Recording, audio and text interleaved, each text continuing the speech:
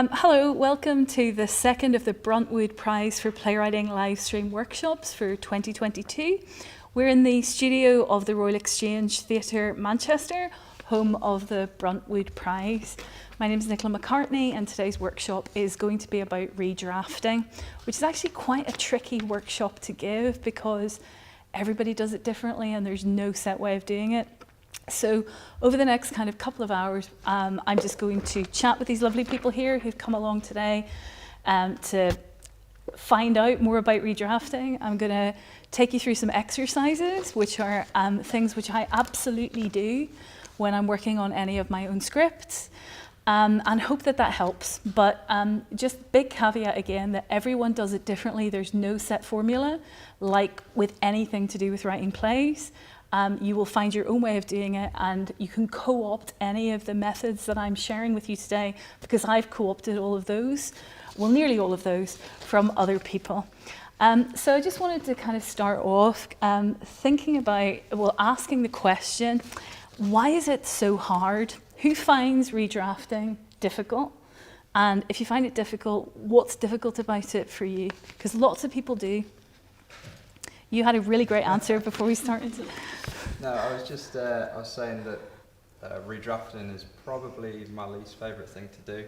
I think mainly because, you know, when you've sort of created the first draft, it almost feels like you've done the hard work, but 9 times out of 10 I find it's almost like the seed of something to go forward with. So there's normally something in there. The draft might be complete vomit, but like there's normally something in there that you can go forward with, and that's normally what the redrafting process looks like, being based around that thing. So. Anybody have the same experience, or anybody want to add to that with their own? Why is it so hard? Go ahead. I don't know, I feel like I find it really tricky as well. I think it's about like engaging that different part. Like I feel like there's so much joy in getting the first draft out because you're just excited to be writing and it's kind of coming, and then like you get to the point you're like, now I'm having to think more critically about it and sort of come to it fresh, if that makes sense, as if you hadn't just spent ages like pouring your heart out. So yeah. Thank you. Anybody got any more like specific things about what they trip up over each time they come to a new draft, or anything they find specifically problematic for them? Because again, I think everyone's different. I think it's like making decisions gets really hard. Right. It's like there's so many options. Like you can basically, I mean, you could just do a complete rewrite, and it's like how to. I feel like I can't sometimes see the wood for the trees. Like what's worth saving and what's worth, like what needs to be changed or. Mm-hmm. Yeah. I suppose that it's that finding the focus. So what is it you're trying to do in the second draft, and not trying to fix everything, or not trying to do everything, but choosing the one thing that the question or whatever it is that you think this time needs to be looked at. I think sometimes it's quite difficult to decide what to prioritise in that second draft. Yeah, Josh, that's exactly my problem, what you said, trying to fix everything in draft 2. Yeah. But then I don't have any strategy really on how to do that other than someone's feedback or notes. So I'm interested in finding out more about sort of strategies or techniques for approaching a redraft, other than just trying to make it amazing in draft 2. It's really interesting. Working with notes is a really interesting problem, I think, when we get feedback from people, and who do we listen to and what voice should be the strongest, I think. So if I don't mention that, though I hopefully will, please somebody remind me about that when we get to the end, because I'll try and leave some room for questions at the end. So if I haven't talked about that, then please bother me about that later on. So there's a number of different things. Not knowing where to start, is that fair enough? So how many redrafts do you normally do of a script? I mean, how far have you got in terms of number? And it's not a competition, by the way. How many what's your record number that you've done? I think my record's about 8 or 9. But that was a lot, like for me, because you know, in a lot of plays it's sort of been 1 or 2. Yeah. But I think the problem with the 8 or 9 redraft was, I think, just finding that focus that you were talking about earlier. And I think procrastination came into it a lot, because I was like, oh, this redraft's not gone so well. Like, I'll put that off for a while and then come back around to it another time. See, I actually think procrastination is a really great thing, and I actually think it's like a really essential part of being a writer of any kind. Sometimes you can't, because sometimes like the deadline's tomorrow and you've just got to do it. And hopefully with the more practice you get, you stop leaving yourself with the deadline tomorrow, but not always. But I think knowing when to stop is equally as important. When do you stop redrafting? Which is equally as important as like how many you do. So hopefully kind of like we'll chat about that as well. So I kind of wanted to start off by sort of thinking about why it's important, because believe it or not, I have encountered playwrights who are even some really well-established ones who just don't do any more than one draft. So for me, it's kind of like, it's usually between about 5 and 8 drafts that I would do normally. I think the fewest I've done is 3, but that's under very specific circumstances. But it's usually about 5 and 8. And I think it can get really problematic when you start to do even more than that. What do you think a redraft actually is? What do you consider to be a redraft? Because people have different ideas about this. You know, is it you go in and you tinker a bit with the dialogue, or how do you approach a redraft? I feel like that I found it hard to answer that question about how many redrafts, because I kind of redraft as I go, and I'm like one of those people who start from the top every time. Yeah, I know. We all had the same reaction to that. Yeah. So I'm really, really glad that you said that, because I think it's kind of, you know, that is almost the cardinal sin of redrafting, is to redraft before you've got a draft. That, you know, for me, the hardest draft to do is draft number 1, a bit like you said. So getting to the end of the first draft is a monumental struggle for me. I find it really, really hard. And I might sort of come to why that is in a second. But if you don't get to the end without redrafting, you can just really lose your location within the script, and it really confuse yourself, I think. So one of the most important things before we even speak about redrafting is let it be shit. So that's my kind of rule for draft 1. And it's really hard to just let it be bad, but it's enormously freeing. And I didn't sort of begin to get this right until about a decade ago. And I've been already writing for about kind of 15 years before I suddenly realized, just let it be bad. And it used to really jam me up, and I could never get to the end of the first draft easily. There would have to be that panic deadline or something to just force it out of me. But now I've kind of learned that actually the best way to do a first draft is allow it to be bad. I think you mentioned the word vomit earlier on, when we were talking before the workshop, and I kind of use this analogy often of just throw up on the page. Literally, I'm really apologize for the graphic and horrific nature of this word picture, but just throw up. And then that's what you've got. You've got this big pool of what you've just thrown up from the inside of your subconscious, with everything that's rattling around in there. And then you pick out the little nuggets of gold. So I think for me, that's key to the redrafting process, is get a draft 1. And often people just don't allow themselves to do that, like you're saying. We interrupt ourselves and we're trying, and I think there's a really good reason for that, and why I have that tendency, but I have to fight myself. So are you going to? It sounds really knobby, but I think Chekhov used to say, like, it's funny, used to say everything you write, when you write, you always think it's really, really bad. Yeah. And then you go back and you can find like the nuggets. But like you said, if you redraft as you go and you sense yourself, you don't really know what you were trying to write about. So I was fine, like when you write the first draft, then you go back. Absolutely. And you go, oh, that's what I was writing about. I thought I was writing about this, but it turned out I was writing about this instead. Yeah. And unless you give yourself that freedom, it's really difficult to I absolutely agree. That's exactly what I was saying there. You can just lose where you are with the whole thing if you just keep unpicking every single scene and trying to make it perfect before draft 8 or draft 9 or wherever it is you get to. So I think for me that's really, really crucial. Just do your draft 1, and do your draft 1 long before your deadline. So, you know, the Bruntwood Prize deadline is in June, And so just get to the end of your draft now so that you've got the raw materials to work with, because that, for most people, sometimes you have a fluke and it does just come out perfectly. Everything sort of melds together almost perfectly. Everything kind of comes off, your form, your content relationship, all that stuff works beautifully in draft 1, and then you don't really have a huge amount to do. But that's like a once in a lifetime experience, I think. But there are some writers who think, no, I do draft 1 and that's me, and that what my subconscious releases is it. And that's fair enough if that's your belief. But often that doesn't work for kind of most people and for most plays and most competitions. So I think we're all sort of agreed that redrafting is a good thing. I think one of the reasons why redrafting is so important at the moment within the current UK theatre climate is basically because public funding no longer underwrites risk. So basically the government funding that comes through the Arts Council and various things to theatre companies used to be, when I started writing plays, it allowed theatre companies to take a risk on you. It allowed theatre companies to go, well, this play isn't really working and we're not going to put it on really before we do a lot of work, but this young writer is interesting, so let's work on this play. Let's back it because we have the development money. And once you get your first play on, then we can commission you again. And those days, we're not living in those times at the moment.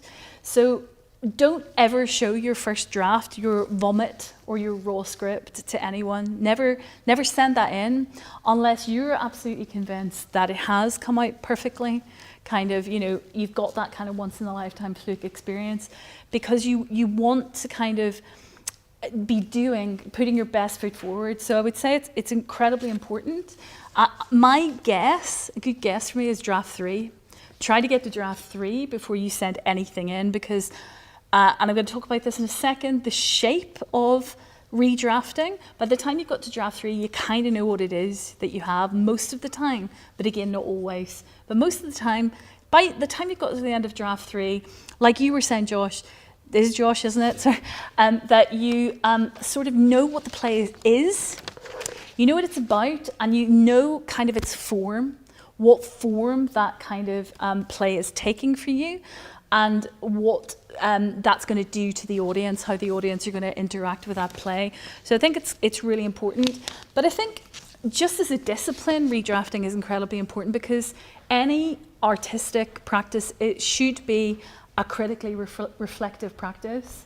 You can't really grow as a writer and you can't really develop in your craft, and playwriting is a craft. We often have this myth, and I think it links to why first drafts are such a struggle, that any form of art is just this massive flash of inspiration that kind of hits you, and the fates or the gods kind of like hit you with a bolt of lightning, and you're a genius somehow, and that if you can't get your first draft perfect, then you're not a genius. So I think there's a bit of a myth of genius that kind of kicks around there, and I don't think that really ever goes away. That kind of is quite built into like Western artistic culture, I think, that myth of genius. But actually kind of learning about deep structure and learning about how you actually put a play together, you can only do by doing it. It's a bit like driving a car.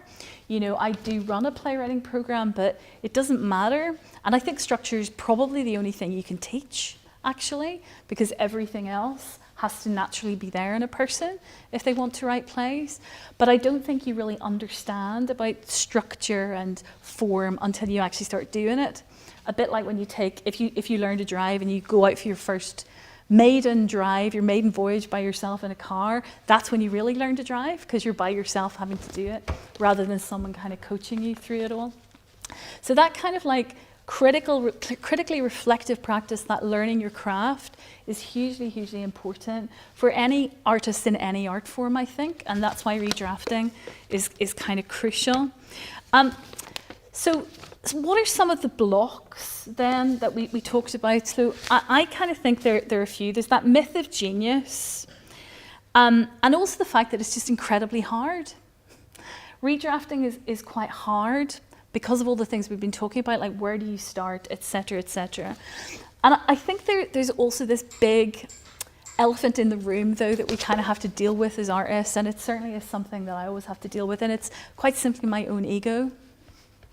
So my own ego massively gets in the way of redrafting every time. It gets in the way of me finishing a first draft because I don't want it to be bad. I don't want it to be crap. And then it massively gets in the way of me engaging with that first draft, reading it again. I find that it makes me physically ill because I know it's going to be bad.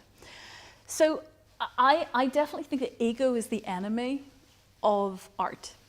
So you need to have a degree of self-belief. Do you know what I mean? You need to believe in, well, I actually think more you need to believe in what you're doing more than anything else. Not necessarily believe in yourself, but you've got to believe in what you're doing in the play.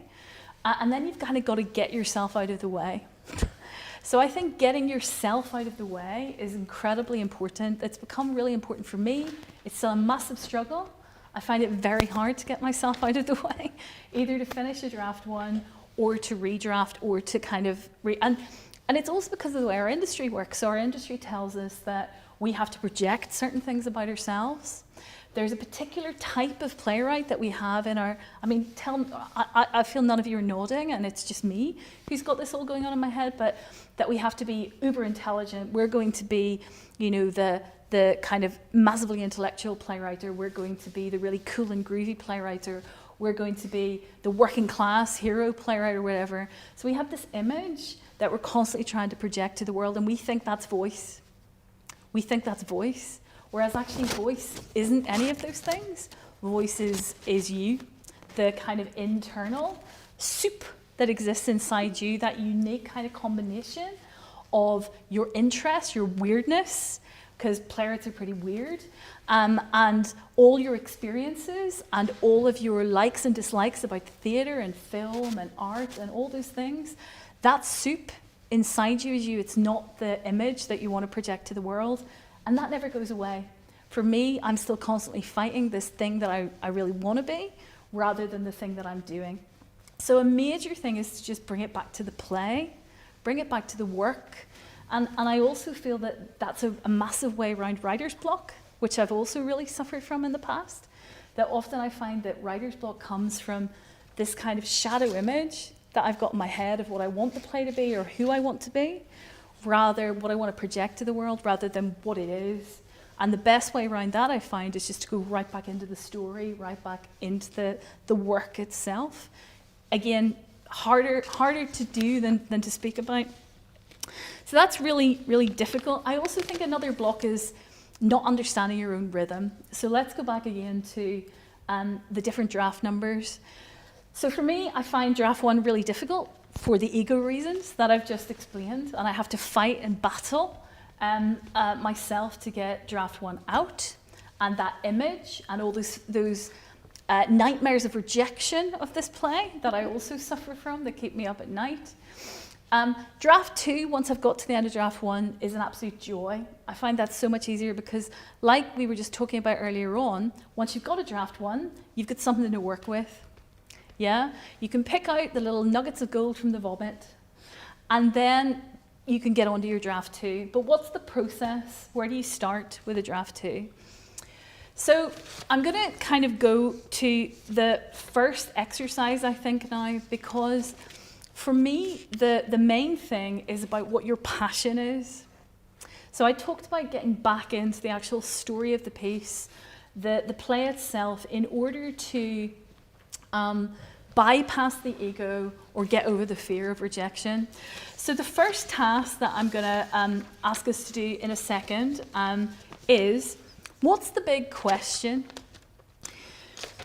What's the big question for you that underlines your reason for writing this play? Now, the reason why I'm framing it as a question is because questions are really creative. So when I'm kind of working dramaturgically with writers on their script, it's really important for me to ask questions, because questions are creative, they open creativity, whereas comments like qualitative judgments shut things down. So what is the big question that inspires your play? What's the itch that you can't scratch about the world, about yourself? What is it that's the underlying impetus for you? What's the big question you want to ask? And the other thing why questions are important for me in plays specifically is because drama is a social art form. Theatre is a social art form, and an audience comes to participate. They don't come to consume when they come to theatre. Musical theatre perhaps, but again, there are many musicals that work the same way as this, that they come to participate. So if your piece is asking a question, that's open. There's an open invitation for people to participate in your play.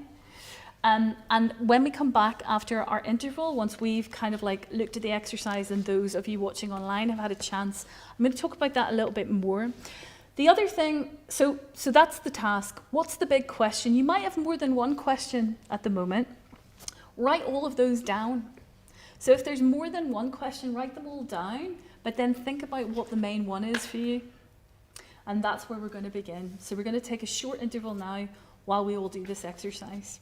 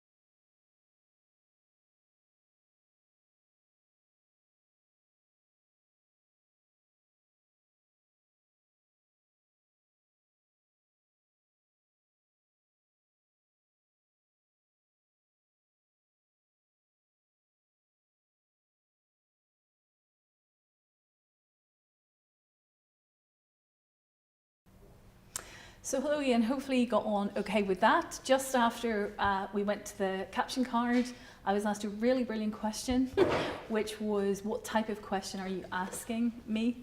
Are you asking me about what the dramatic question is?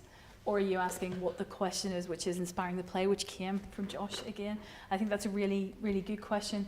So what I really mean is, what's the big itch that you need to scratch? What's the big question about the world, the universe, yourself, or anything that you are wanting to investigate that's really bothering you at the minute? So my example in the room was one of the pieces that I'm redrafting at the moment. The big question for me has always been, how can someone survive something so horrific and possibly go on living a happy life? So that was kind of my question. Yep, cheerful, but I'm not a comedy writer, so that's okay. I'm just going to ask some of the guys in the room to share their questions. So did you find that difficult? We were having some conversations, so I know it was a bit difficult. What did you find difficult about doing that? And what's your question? Let's start here, because you came up with you had a really interesting struggle with yourself, didn't you? I think the first struggle was boiling down all the many questions down to what's the big one, or kind of trying to combine into one. I think that was a common thing, wasn't it? Lots of questions, And then I came up with an argument, like a this versus that kind of thing, and then you were like, oh no, you turn that into a question, and I'm like, okay. Had a drink of water, came back, and I think my question now is, does or when might a birth parent's right to privacy trump their adopted kids' right to know who they are? It's a hell of a question.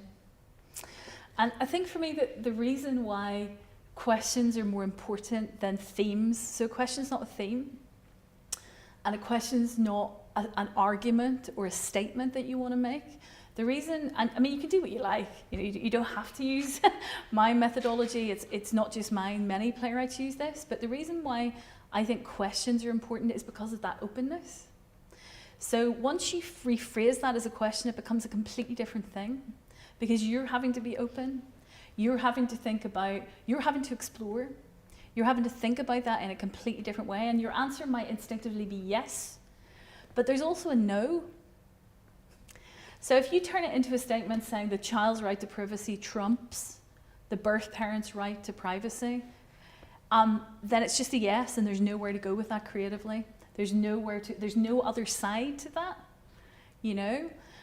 But the moment it becomes a question, there's a possibility of a no, actually. Actually, there are two different things at stake here, and maybe there's a grey area, and maybe there's even more kind of like legs and arms to this, rabbit holes this can go down. So I find thinking about the question enormously helpful creatively, because it completely opens up your brain in a way to think about what you're writing, that the moment that you turn it into a theme or a statement or an argument, it completely shuts things down. It's like qualitative judgments. That's the end of conversation. Does that make sense? Whereas I absolutely think that plays are provocations and conversations, dialogues with the audience. So how can you possibly get an audience talking if you've not talked to yourself? Do you know what I mean? If you're not having a conversation with yourself about the thing that's bothering you, then how can you possibly get an audience talking? And I think it's a really important question to ask yourself at the end of your first draft. But before I kind of say why that's the case, anybody else want to pitch in? Whether they find that easy, difficult, productive, useless? You can say useless, I'm totally happy for you to say it was useless. I think it was useful for sure with the question, because it kind of helps you find the sort of nucleus of what you're trying to almost provoke, like create that provocation. Your focus. Yeah, the focus. So again, a word that we've mentioned a few times, that finding your focus, particularly after the first draft, is really crucial. Mm-hmm. I think when I'm writing, I find myself dipping into different ideas. Mm-hmm. So I think creating that precedent at the start is definitely, it makes the process easier, because you know what you're going forward with specifically. Yeah. For now. For now. And again, because the question might change, and for me this is something that I ask myself after every draft. Once I've read the draft, then I'm asking myself, what's my big question? Is it still the same question? Has my question changed? Is it right that my question's changed? Do I want to go back to my original question? And I write these things down and keep like a track of this, because it's keeping it alive, it's keeping it sore, it's keeping it, you know, raw for me, and keeping that rawness is really, really important. Otherwise, just getting the strength and the energy to do another draft can be impossible. Yeah? I'm just going to say that, yeah, doing this is really useful. And the reason why I asked is because I'd already thought about a dramatic question, like what's the kind of technical question I want the audience to follow. But then actually to ask that and say, like, what's your question? What makes you excited? And what's going to give me the energy so I attack the next draft? Thankfully, I actually came back to the same question, but I didn't realise that question meant as much as it did until we did that exercise. And feel like I'm much more excited to get back to it, asking that. So that's brilliant, because getting that level of energy is crucial for when you like attack the walk up the next mountain of your second draft, your third, your fourth. They just keep getting bigger, the mountains. So actually having the fuel and the focus. So asking yourself that question every time for me is the fuel and the focus to do the next draft. Can that question change right up to last draft? Yeah. Or is it like a cut-off point? No, I think it can, because it's a conversation. You're in dialogue with you. Do you know what I mean? And you're in dialogue with the characters and you're in dialogue with the world of the play. So, I mean, to be honest, a play should be a transformative thing for me when I'm writing it, I think. I should be changing. I should be changing my mind. I should be thinking one thing one day and one thing the next. I should be passionate about both of those points of view, maybe multiple points of view, and have that argument and then boil it back down to what, you know, that's what keeps it live. And if it doesn't have that crackle and that fire, how can anyone watching it possibly catch that fire? Do you know what I mean? And that's the key thing, is to like keep it lit. We say keep her lit in Belfast, where I'm from, and that's the most important thing, is about keeping the fire lit for your play and your passion. Do you ever find that difficult when you're redrafting it and you start to move, you start to get interested in other things, reading other things? Oh gosh, yeah. And the play starts to kind of become something slightly different. Yeah. And then what do? Do you go down a different path altogether, or do you have to remind yourself what the original thrust was? So I'm probably going to answer that question slightly later, but the short would be follow your heart at that particular moment, I think. It depends on what draft number you're on as well. You know, one of the greatest plays that I've ever seen written was Blackbird by David Harrower, and just before he handed in that draft, maybe telling stories out of school, he completely changed what he was going to do. So what he'd kind of said he was going to do, he utterly changed it, literally in rehearsal draft, before rehearsal draft, and he went, no, that's the play I want to write. And I think that's partly driven by what the itch was that he wanted to scratch. And I remember him calling me up and going, because we were really good friends at the time, we still are, but we don't talk as much now. But he phoned me up and he was going, is this awful? Can I do this? And I was like, yeah, you can do this. You should absolutely write the play you want to write. And that's because he followed that itch. And the play he thought he was writing was not scratching that itch. It was answering a completely different question. And this was the one he wanted to answer, I think. Those are my words, not his. So yeah, I think sometimes you have to sit there and steer back, like the cocks, steer the ship back on the direction that you want it to go. But other times, you know, there are times when you should just go off and follow that line. And particularly with something like the Bruntwood Prize, when it's really open, you know, you can write whatever you want to write, and rarely do you get that gift when you start writing plays professionally. Normally you're told you can have this many actors and do this much stuff, and we want it to be about this, and we like to cast this actor in it. So you don't get that level of freedom very often once you kind of start getting commissions. So now is the time to just follow the itch. We had a really interesting conversation over here. Do you want to talk about what happened to you during that task? Yeah, I mean, I just started true to form redrafting my question. So I think probably that was really useful, because I think what it showed me is that the play is maybe asking not the same question I want to ask, or maybe I wasn't asking questions and I was more writing in rage rather than writing in question. Like, I think sometimes it's easy just to be like, this is my opinion and let me just write about it for 60 pages, and that's kind of what it's doing, and that's maybe why it's not hitting for me like I keep struggling to find like an interesting like angle on the piece. So I found it really useful to try and think, what could it be asking, or what is it asking at the moment, and then I just started adding things. But I think what I found useful in the adding and redrafting bit was trying to get more specific to this piece rather than just a general broad question about motherhood and things like that. Actually go into like, what's this piece about and what's it asking.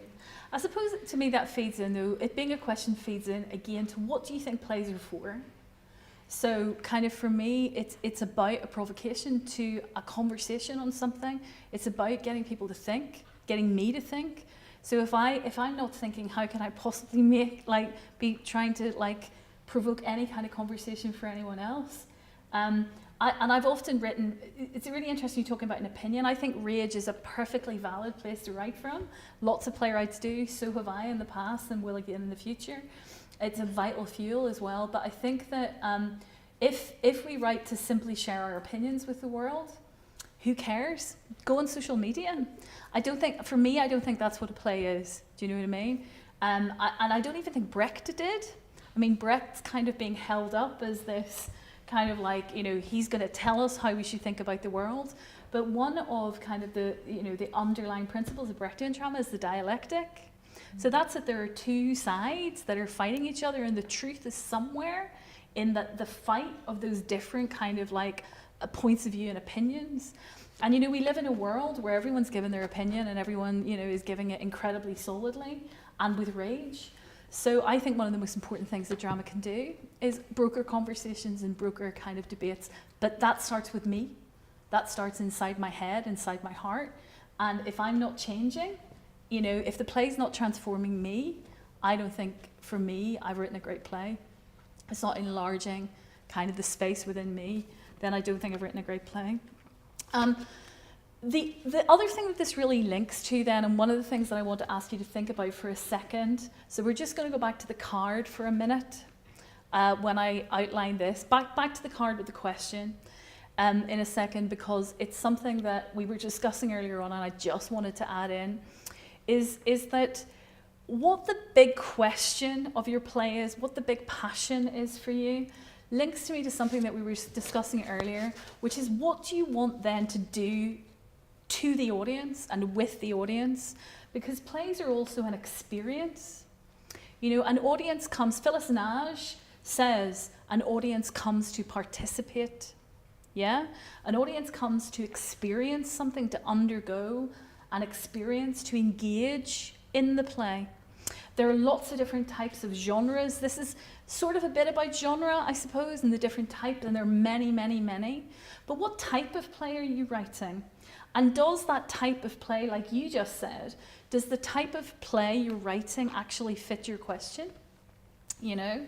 And what I call this is, what's the game? So I like to think about the plays that I'm writing as a game. What's the game that I want to play with the audience? What am I inviting people into with this play? How do I want them to relate to this? What do I want them to do?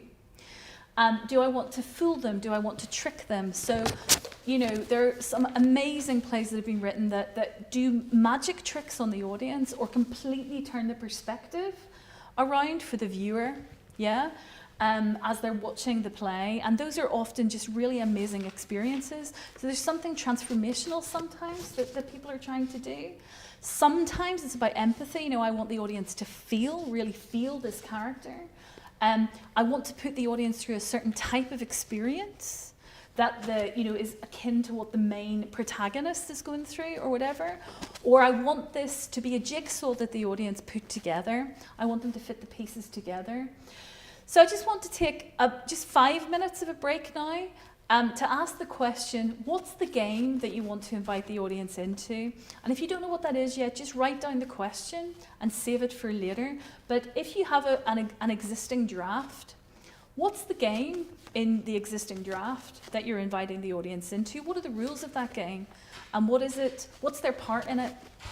And when I say game, I absolutely mean like Snakes and Ladders or football or whatever. You know, what is the game you want the audience to play? And I'm just going to hold for 5 minutes and we'll see you in 5.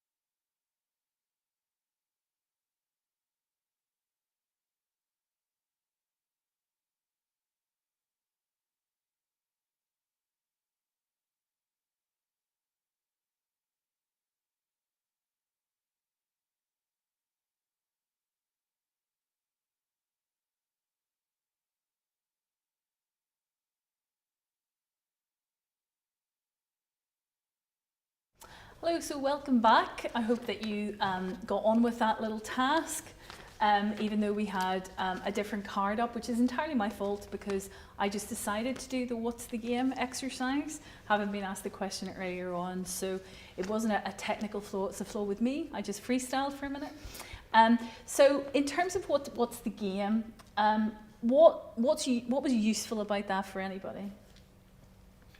I think it was the consideration of the audience, consideration of what we want to do to the audience, how and the experience we want them to have. So obviously I think you saying writing comes from us, it's words on the page, but it's sort of considering that next stage. Yeah, for me, it's really important that a play is an experience. How many times do we go to the theatre, as I've just been saying, and you watch something and you're like, but it hasn't done anything to me or for me. And that can still happen, even if you're really incredibly clear about what your game is. But as I think you were just saying, often the focus can only be on the beautiful words we're creating, on the beautiful characters, on our wonderful themes, and our brilliant dialogue, and our marvelous plots. And we're not really thinking about what's going to happen in the room to the audience when the lights go up. And there, again, some of the most amazing plays that have changed the face of contemporary British theatre have started with that provocation. When you think about Blasted, or you think about Attempts on Her Life, or you think about Shopping and Fucking, the games in those plays are really, really clear. You go in and you come out, or something like the Lieutenant of Inishmore, the Martin McDonagh play. You go into those plays and you come out and something's happened to you. Even if you haven't enjoyed it necessarily, and you feel kind of a bit, like for example after Blasted, you come out and you feel, or Crave, there's another one, you come out and something has happened to you and you've been through an experience. It's a vital part of live theatre, I think, and I think the domination of the small screen kind of has really changed the way that we think about theatre in the last 20, 30 years, because we see the audience as more passive, and that's not what audiences, I think, come to the theatre for. They come for something to happen to them, And so the game is your form, and there is a form-content relationship, and I think that's kind of another really big question to be asking. So what's the big question, but also what's the game that I want to invite the audience into to play with this text? So we've got those two kind of like big thoughts. But where do you start when you've got like your first draft? What do you do? Well, the first thing I would say is just leave it for a while. Leave it for a while. Because playwriting is a constant movement between the sort of subconscious and the objective, the subjective and the objective. So it's really, really important to kind of like let your subconscious work, to do that vomit, to have that creativity, to kind of let things bubble up and just find their way to the page. That's incredibly important. You can't write plays without letting your subconscious rip, But then there's the objective bit where you've kind of got to stand back and assess and critically reflect on what you have. And that's very, very hard to do if you handbrake turn it, as I would say, if you just swing from writing the draft. And that's why it's difficult for you when you say that, like me, often you're rewriting as you're writing. So get to the end and then leave it for a while. This is like aged playwriting advice that doesn't just come from me. Some people even say leave it for a year. Now, often we don't have time to do that, but I think you need to leave it until your emotional relationship with the draft has calmed down a bit. When the heat of the first love and that passion, that first encounter, has kind of, your infatuation with it has kind of dampened a little bit, so that you can then go back and really look at what you have. And often a really good way to do this, I find it really difficult, like I said, to read a first draft because my ego can't take the mess. It can't take how crap it is. So often one of the things I do is just get a bunch of friends to read it with me. So get some friends, if you have some friends who are actors or are just quite like reading things aloud, to sit down and read it aloud for you. The reading aloud for me is really important. I need to hear how a play sounds because the sound is important to me, the sound of language. A lot of the stuff I write is quite choral, it's quite lyrical at times, so I need to hear it. But trying to get a bunch of your mates to read that first draft aloud for you is really good. And that's kind of, we're going to do something a little bit like that later. And then once you've done that, you get a whole bunch of notes. There'll be lots of things you hate, but here's a really key thing. Look for the nuggets of gold. It's really important. Redrafting isn't about fixing things. It's always, and we need to try, and it's really hard, have this positive attitude, which is it's about finding out what's working. Often, sometimes later on, you can go into development workshops where it seems to be that like everyone's just looking for what's wrong with your draft, and it should never work like that. So a proper kind of redrafting, reviewing process is about look for what's working. What do you like? Keep those things, you know, write those things down. And when you get a bunch of notes from a note giver sometimes, always be looking for the questions rather than the qualitative judgments. The questions are more interesting. I would say leave people's qualitative judgments to one side, because qualitative judgments can be wrong. They're often a question of taste, you know. And if somebody tells you a scene is not working, that's fine, because that is a bit like a question, this isn't quite working for me, then you have to go ask why, you know. But leave qualitative judgments to one side. If someone tells you something is wonderful, then that's useless. If someone tells you something is crap, that's also useless. Then always lean into the questions that are being asked. And if you're giving feedback to somebody, ask questions, don't give qualitative judgments, I would say. And then you want to sort of start making a list of the things you're going to fix. But before you do that, you've got to do quite deep analysis. So after you read your first draft, ask yourself those two questions again. What's the big question? And what's the game? And then, of course, we want to move on to really thinking now about what happens. Because plays are not just beautiful dialogue, like we've just been saying. They're not just kind of funky, kind of like formal experiments, or even well-worn, time kind of like honoured experiments, like naturalism or whatever. Plays are not just groovy characters and really amazing arguments and important themes, they're stories. So the next task we're going to do is about action. So what I'm going to ask you to do in a moment is to write down what the action of your play is, what happens. But I want to kind of look at a little diagram first, which is going to come up for a second. So we're just going to take a minute to look at that diagram.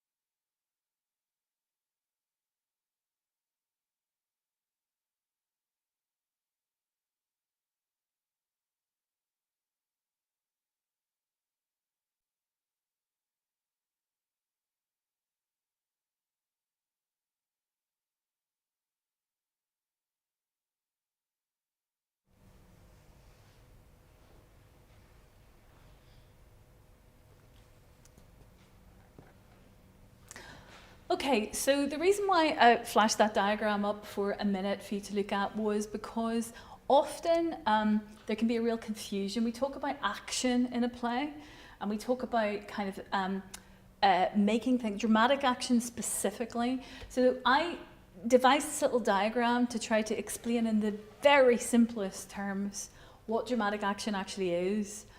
Now, I'm going to qualify what I'm about to say right now by saying that you don't have to do this, because not all plays are dramatic, okay? Not all plays use dramatic action. There are post-dramatic plays, there are many avant-garde plays that don't kind of work with this particular kind of shape.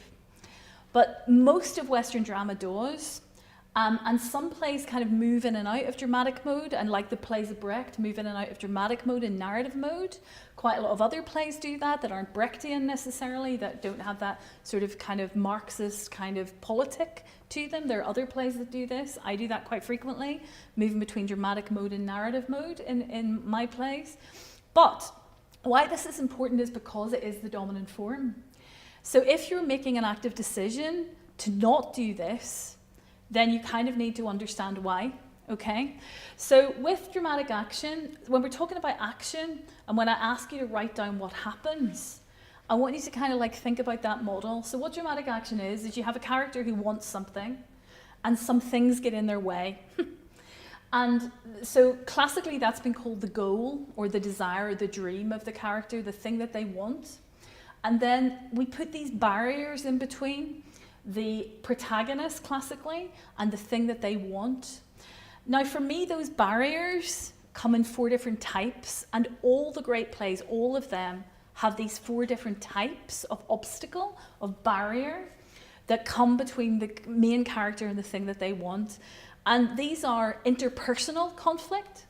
So that's when a character, your main character, has another person who says, no, you can't have that, you can't do that. And that is often because they're in competition with them. They want it too. So they're going to take it from them, or they're going to compete with them to get it. But they can also be a friend who says, no, you can't have that thing because it's not good for you. I'm going to stop you having that thing because it's going to hurt you, it's going to damage you. So it's not necessarily a negative thing, necessarily. The antagonist, classically, in interpersonal conflict, your antagonist, the character's antagonist, can be their friend who's trying to save them from something. The next is internal. So where the main character is torn inside themselves, and they can be torn inside themselves over what they want. So often people say to me, can a character have more than one goal? Yeah, they can, but one of them is going to win, and the other one's going to be fighting and competing for their attention, and then you get internal conflict. But they can also be conflicted over how they get what they want. And I usually use the example of Macbeth there. So Macbeth really wants to be king, and king legitimately, but he doesn't necessarily want to murder Duncan. However, he convinces himself that he will, and he then carries that out in that play. The third type is horizontal or social conflict, and that's where like the main character, what they want in between them and what they want is all of society, because it's a social taboo, or they're breaking a law, or they're breaking a religious rule or whatever, or their immediate social group. So the group of people immediately around them, their family, again, classically look at Romeo and Juliet. That's the dominant form in Romeo and Juliet, is social conflict. This barrier of people, more than one person, getting in the way of what your character wants. And then lastly, there's what I call vertical conflict. And vertical conflict is not people. So it's anything that isn't personal. It's like nature, weather, time is a classic one in drama, geography, health, all that sort of thing. All those things that are not people are vertical conflict. So those are all the different types of conflict that you can have in your piece, the things you can put in your protagonist's way. So I wanted to just think about that before we go in to the next task. So what I'm going to ask you to do is, if you have a play in your head that you are writing or want to write, or if you're revising a draft, what I want you to do is, in no more than five complete sentences, write down what the action of the play is. Now, again, remember what I said. Plays can be episodic. It may not all be one story. You might have 9 scenes, each of which has a completely different main character. But that's still going to be one story of a kind. So in no more and no less than 5 complete sentences, write down what happens in your play. What's the action? Don't write the Hollywood movie kind of like strapline. That's not what I'm looking for. It's not a selling document. It's purely what actually happens. And kind of like, caveat, this is hard. So you won't get it right first time unless you're very well advanced in your drafting process. And that's okay, because being wrong is a huge part of being right in the end in playwriting. You have to be prepared to let it be bad. So let it be bad. And we'll see you in 15 minutes.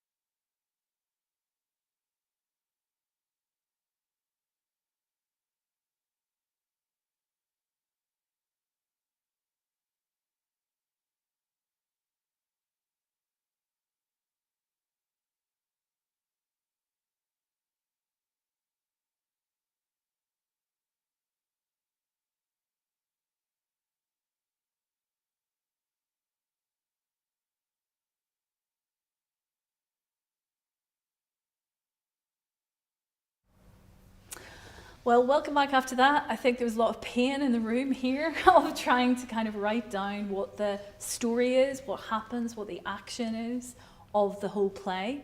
This is something I do frequently. So I do this when I first think about the idea for a play, and then I'm constantly doing it after each draft. And this is again about focus. It's about going, what is the story I'm telling? And is that the story I want to tell? So you're always dealing with comparing, is this the story I set out to tell? Is that what's actually happening in the draft? What was useful or not about that exercise for any of you? And I had somebody here beside me going, oh, sentence 5 is a bitch, which I find hilarious because I find every single sentence a bitch when I'm doing this. It's not easy. So what's useful or not about it?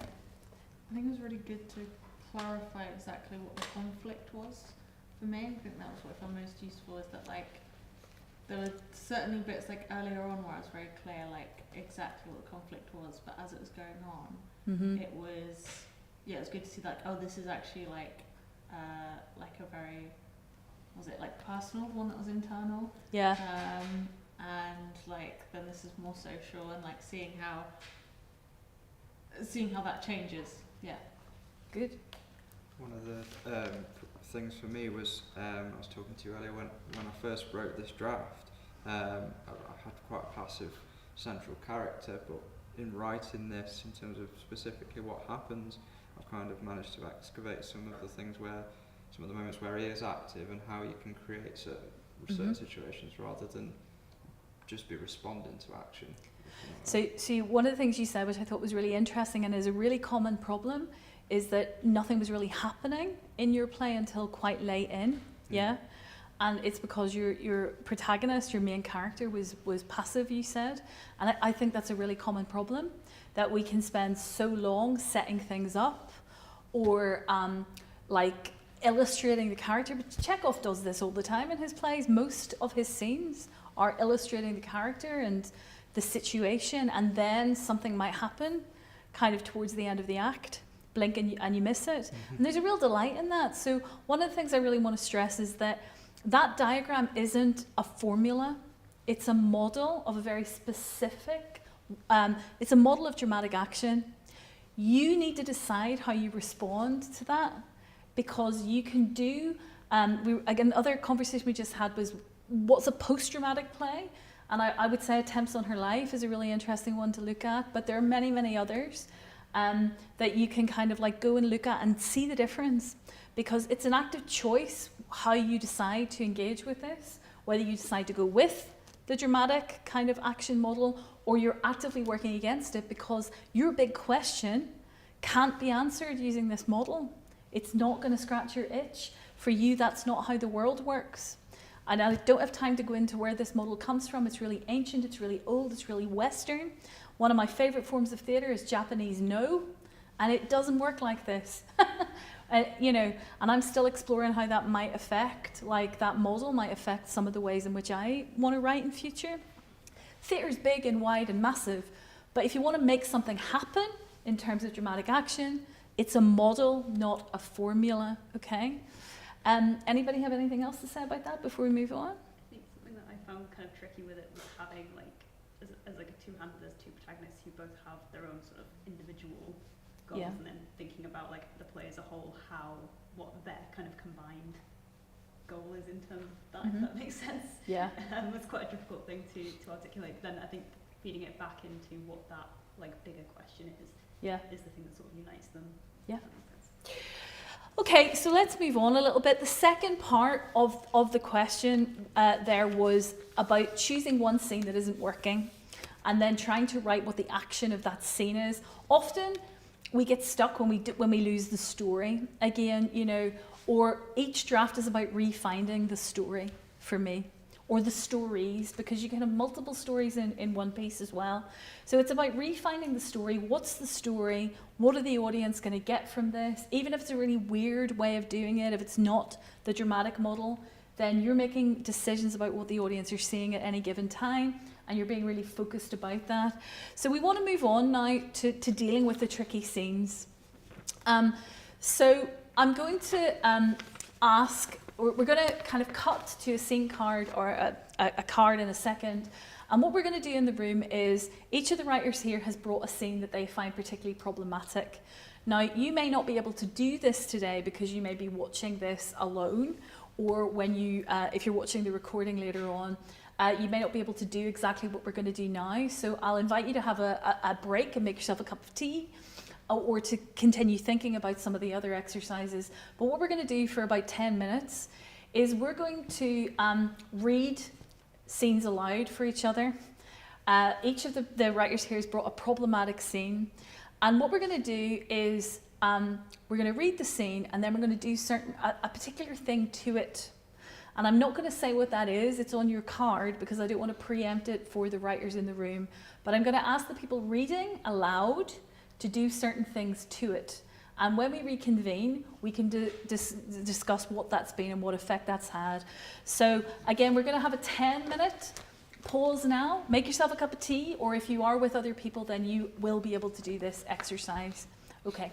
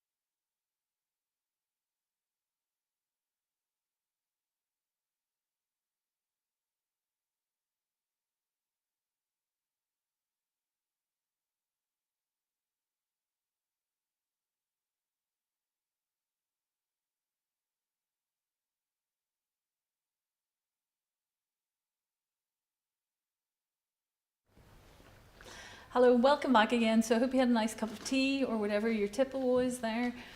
We're still doing this exercise because it takes a bit of time, and obviously our workshop is kind of time locked this evening. But let me just explain what we've been doing, because I didn't tell the writers here what we were going to do. You saw it on the card. So the best way to do this exercise is to get a bunch of friends and get them to do a reading, live reading. And what we have done is we're asking other people to cut the scene. So to take the scene that's particularly problematic and to cut any dialogue or stage directions or anything from it, once they've read the scene through once, to go back through the scene and quite brutally just take their pen or a pencil and score out anything that they think doesn't directly relate to what the action is, what's happening in the scene.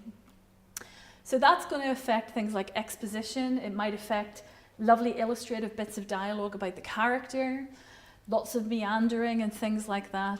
And then we're going to give the scene back to the original author when we're done later on and let them have their butchered script. Now, why do this exercise? So there's a couple of different reasons. When something's not working, it's sometimes useful just to completely demolish it. And take it apart. But it's also an exercise, and then you can build it back again. You get left with the residue of what the scene's really about. But it's a really great exercise in how you take negative feedback. So when somebody gives you a negative comment, which this is going to be, when kind of these writers get their script back, and I've asked them to be as brutal as possible, there's going to be a lot of pen, particularly here. There's going to be a lot of pen through certain sections of the script.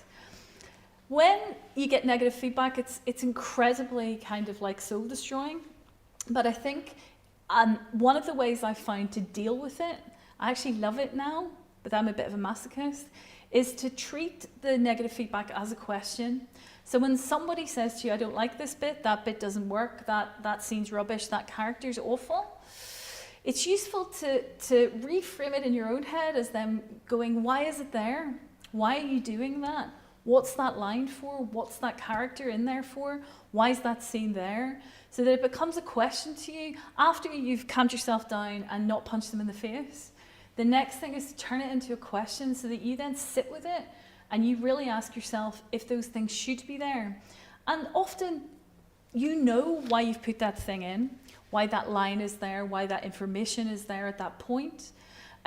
Often the enemy of dramatic action is information or exposition. I think it's like the enemy often of action when you want to get something to move. One of the reasons often why it isn't moving is because people are just talking too much, telling the audience too many things. So it's really useful to kind of have the question in front of you as to whether or not, and if someone else does it for you that brutally, it's a really kind of confrontational question which you can then take away and really think about why that scene is there, why those bits of dialogue, they've questioned them, and you don't have to listen to anything they say. But the very fact of when anyone gives you a piece of a negative note, turn it into a question, because if you decide to keep something, if you react defensively towards it, you haven't received the question. Whereas if you receive it as a question, you then absolutely know, if you decide to keep a thing, why it's there and why it should remain there, because again, you've had the conversation with yourself, you've really, really thought it through, you've reflected critically, and you know, that person can be wrong. They can be wrong and not understand, and that's okay. Yeah? So we're just going to leave that there for now, but it's an offer and a challenge to you to do that as an exercise. I would suggest you don't do it with the whole play in the first instance, but it's also something to remember that when you sit down and get a list of notes, and some of them are bad, treat them as questions. Don't treat them as punches to your face, which you have to defend, because that's going to jam you up. If you treat everything as a question, you're going to explore, you're going to open, you're going to find bigger answers, better answers, and you're also going to be more confident in what you actually have. But not unless you receive it as a question. If you merely defend, then you're never going to be secure in it, if that makes sense. Right, I'm going to move on now to characters, and this relates to the whole dramatic action thing. So we're going to do another exercise in a minute. I'm going to swing straight into it now. Another big thing you've got to be questioning is your characters, why they're there. And this actually relates to some of the comments that we've been having about story. So I'm going to share with you a particular way in which I create characters when I'm writing something. And this is purely unique to me. None of the other exercises are. Everything is borrowed and adapted, and you should feel free to do that too with everything I'm sharing this evening. But when I create dramatic characters, I don't do something called psychological profiling. So I don't sit filling in endless questions, but I do create characters on paper. I do think about characters in a 360 way, but just slightly differently.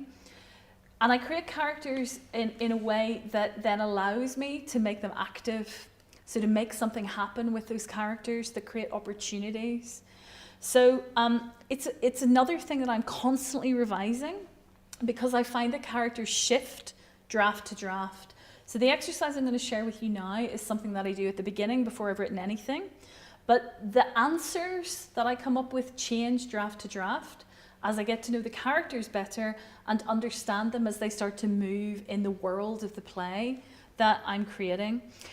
So what I'm going to ask everyone to do in a second is to think about their main character, or a character that they're finding especially problematic in their script right now, which is often the main character. For me, one of my greatest struggles is that in the first draft, I completely lose all sense of the main character. So because I feel I know them best, often in the first draft, I totally lose them and forget what they're all about. So for me, it's very important to focus on the main character with this. And so the way that I think about character is, and it's not Dan Brown, but I think about their angels, myths, demons, and rituals. So 4 different aspects of their character, and I'll explain to you what these things are, and then I'm going to give you 5-10 minutes to do that in a moment.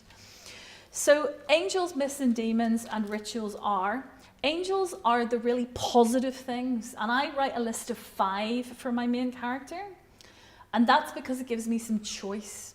So angels are the things which inspire your character, drive them forwards. One of these is probably their great big desire in the play, and maybe their other desire that's fighting at the same time. It can be a person, but it's got to be concrete.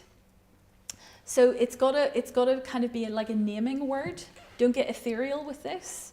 Make it quite solid and concrete. So like, instead of to be in love, what does that look like? I want a girlfriend like this, or a boyfriend like this, or a person like this in my life.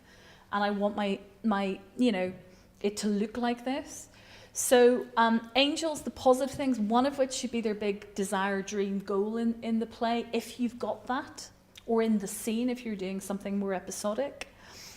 The demons are the exact opposite of that. It's the things that hold your character back, that get in their way, their biggest fear, their darkest secret, their worst mistake, their greatest enemy. Anything like that is their demon, and I write 5 of those, so 5 of each of these. And myths are a little bit more complicated.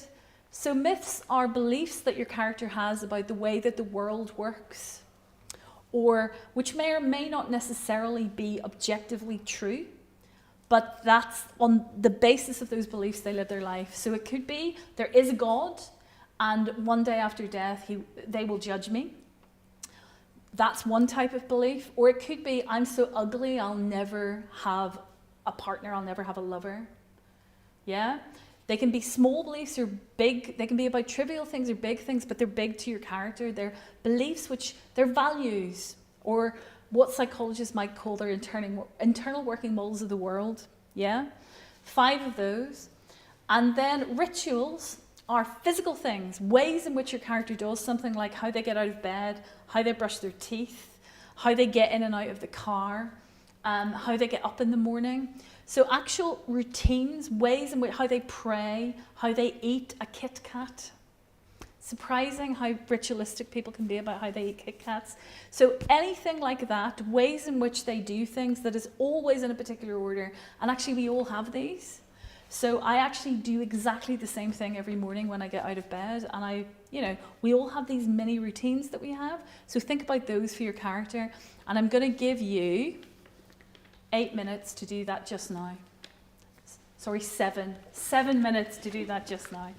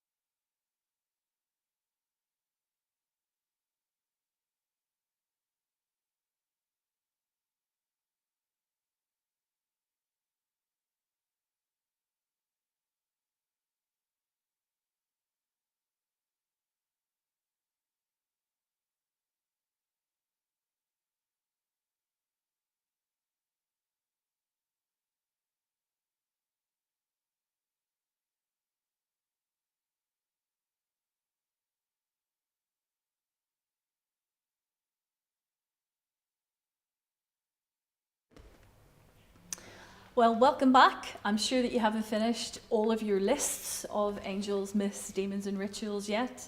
It does take a while. It takes a while to do them for the first time. And then remember that what I said I'm doing is reviewing those constantly after every draft, because characters change, they develop, they grow, and our sense of them does.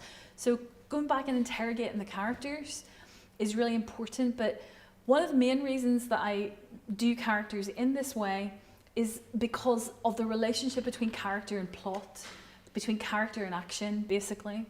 So the way to generate kind of plot if you're stuck, so if something's not working in a draft, it's always for me to go back to the character and think about these angels, myths, demons, rituals, and I'll explain why. Because somebody said to me, can you have an angel and a demon that are the same thing? Absolutely yes. Because then you get internal conflict. Your character is pulled one way about a thing and pulled another way, about the same thing. It's both a blessing and a curse to them. That can create internal conflict. But the way that you generate conflict in the play is you kill their angels, so you take away from them everything that they hold dear. The things that are really important and really positive, you start to take those things away. You explode their myths. So you show them that the way they think things work is not the way things work. Lots and lots of plays begin with a character having their belief systems disrupted, that somebody comes in or there's some kind of inciting incident that disrupts their entire conception of the universe or the underlying beliefs that they stand on and by which they have lived their lives up until this point. And that can generate the goal, or it can get in the way of them even achieving their goal and make them go a different route. And you raise their demons, so you drag up everything from the darkness that they fear or they hate and put that in their way to kind of stop them getting at the thing that they want. And lastly, with rituals, you disrupt their patterns. You make them physically unable to do things in the order in which they normally would do things. And a lot of this is particularly important to avant-garde writers. So to those of you who are kind of writing in this sort of Beckettian or UNESCO kind of form, Beckett and UNESCO do this all the time. Rituals are incredibly soothing to us. We do things in a particular order because that creates stability in a really chaotic world and a chaotic universe. So the moment that you stop a person doing things in a particular way, it really throws them off. And that can actually become the actual action of the play. It often is in Beckett's plays, for example, if you look at that. So kill their angels, explode their myths, raise their demons, and disrupt their rituals. But again, actively be reviewing your characters after every single draft and plan your characters. Develop a relationship with your characters. Don't just start writing and find out who they are. You can do that, and that's fine, but at some point you're going to have to decide who these people are. And for me, I'm always thinking about how is that going to work with story. So that's why I do it this way. So the last exercise is going to be a takeaway exercise. And that's the grid for which there's a link on the website. Now, this is something that I started doing about 20 years ago, and it was actually shown to me by a choreographer called Marisa Zanotti, who actually sat with me one day because she was working as a choreographer in one of my plays. And I was like, what's that you're doing? And she basically had broken down each minute of stage time in terms of certain categories, of certain types of movement or lighting or rhythm or music or whatever. And I looked at it and I thought, this is really interesting. This is like having a desktop dramaturg. And so once you've read your script through once and you've asked yourself the big questions and you've looked at what's not working, then you have to really get into the nitty-gritty of what you're going to change. But for me, this is about mapping. So this is a form of mapping your draft. And you can do it either as a grid. I used to draw it out on large sheets of paper, like just wallpaper and stick it on the wall and do it in pencil so I could rub things out. I now do it on an Excel spreadsheet. So for each scene, as you'll see on the grid, I give it a nickname, like that can be what's happening in the scene or a particular image from the scene or whatever. The scene number, and then I start with the action, what is actually happening in this scene. Who are the characters? What's the time frame of the scene? Because often I write quite fractured kind of time frames in my plays. They don't always go, very few of them actually go in a straight line chronologically. So I'm moving backwards and forwards in time a lot. Is there any music? Key image, is there a key image that's in the dialogue in the scene or in the world of the play, within the set, kind of the background or the world kind of that the actors are, that the characters are engaging with, that I want to keep foregrounding in that particular play scene. And I break this down scene by scene. And then another really important thing for me is what is the in moment of the scene and what is the out moment. So how does the scene begin and how does it end? Is there a line of dialogue? Is there a particular image? Or is it like a tonal thing? Like what's the kind of point of entrance into that scene on the page that I've written in that draft, and what's the out? Because then I can see what the rhythm is. So rhythm is how one scene turns into another scene, and it's really important. So, you know, that shift scene to scene is called rhythm. And it's like, how are you doing that each time? Is it contrast? Is it diminuendo or crescendo? How is each scene shifting? And that helps me to start to design. And the reason why kind of breaking your play down once you've done a first draft like this is so important is because you have to understand what you have. This is the objective bit. This is where you read your play from the outside and you look at what you've got and you create a map, and this is my way of doing it. However, you can do this with scene cards or diagrams or however else you want to do it, but I find this the best way because I'm analysing and reflecting on what I've got. And then I start again. So the next most important thing is that when I start a new draft, I open a new file and I completely start from the beginning. And that changes as the drafts continue, but I literally am cutting and pasting. The things that work, the little nuggets of gold, go into the new folder. And perhaps when I've done my big kind of like grid or my scene cards, I begin to think that scene's in the wrong place, that piece of action's in the wrong place. What the mapping does is it helps you see the shape of your play. And shape is really important in plays because plays without form are meaningless. They have no meaning. And the one thing that will stay with your audience beyond kind of the end of the run, when the lights go down and they go home, actors can change the sense of a line, directors can change the meaning of a script, but they often can't actually change the form and the shape of the play, and the shape of the play has meaning. So that level of analysis is really helping me do that. The really important thing is that when I sit down to write the next draft, I look at my notes once. So I'll make my adjustments of how I want things to change. And then I'll do all my scene cards again for my new draft, all my planning. But I will only look at either the grid or the card that I've made once before I write the scene. And this is because I'm moving back into the subjective again. So I don't want to write to a formula. I just turn it over or turn around. Usually I have it on the wall behind me. And I don't look at it when I'm writing the scene. Cover it up. Look at it once. It's like that magic trick where you've got lots of stuff on a tray and then you throw a cloth over it and you're asked to play that memory game. What do you remember being on the tray? I think that's really important because you still have to work with your subconscious. You still have to be free. And whatever you remember, you remember. And then you go back and you do it all again, every single draft. It's not about creating formulas. It's not about creating these rigid patterns. It's about reflecting, analysing in detail, replanning, rejigging. Look at it once, don't look at it again till you've written the scene, and don't go back and rewrite the scene if you haven't got all the things in. Do that in the next draft. Playwriting is a layering process. You layer a play as you go, and that's what makes it complex. So thanks for joining in. I'm just going to ask if there are any questions in the room for the last 5 minutes. And if there aren't, then we'll wrap up. Any questions? There's a lot to take in. Sorry if I've overwhelmed you all. Thanks everybody for watching, who's been watching at home or who's going to watch the recording. Thanks so much to all of you, today's participants. Thank you so much for being so generous and so brave, and for everybody who participated at home as well. Just a reminder that coming up this Friday, we have got another brilliant free workshop with Ola.